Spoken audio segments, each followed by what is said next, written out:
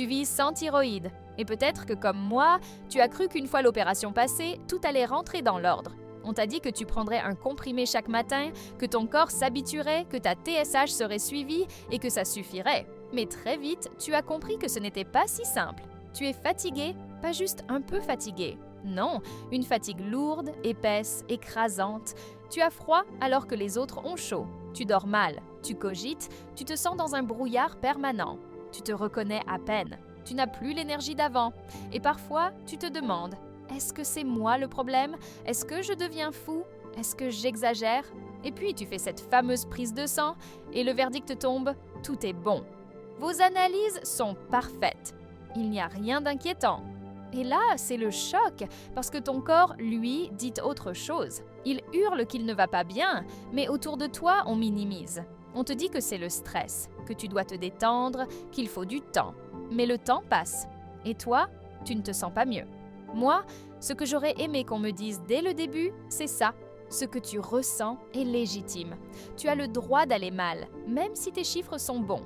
Et surtout, tu peux faire quelque chose. Tu peux reprendre du pouvoir sur ton corps. Pas en forçant, pas en niant ce que tu vis, mais en apprenant à t'écouter, à observer, à mesurer. Parce que ce qui ne se mesure pas ne s'améliore pas. Quand j'ai commencé à noter mes symptômes jour après jour, un petit déclic s'est produit, je me suis sentie moins perdue. J'ai vu des liens, j'ai compris que certains jours, je ne dormais pas parce que mon dosage était trop fort, que certaines douleurs venaient après des pics de stress, que mon humeur variait en fonction de ce que je mangeais ou du moment du cycle.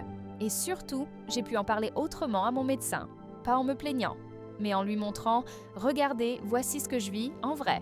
Et là, le dialogue a changé. Mesurer tes symptômes, ça peut être simple. Tu prends un carnet ou une application et chaque jour tu écris ce que tu ressens, même en quelques mots. Ton niveau de fatigue, ton sommeil, ton humeur, ton appétit, ta température, tes douleurs, ta concentration. Tu n'as pas besoin de tout noter, pas besoin d'être parfait, mais petit à petit, tu construis une carte de toi-même.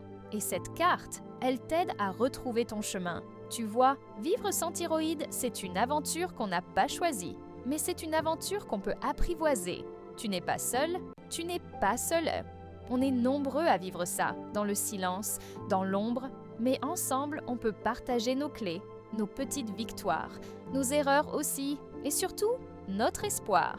Alors je te le redis, ce que tu ressens est réel, ce que tu vis est difficile, mais tu peux avancer, à ton rythme, à ta façon, un jour, une page, un mot, une sensation, et doucement, tu vas te sentir plus fort, plus aligné, plus vivant, et ça, c'est déjà énorme.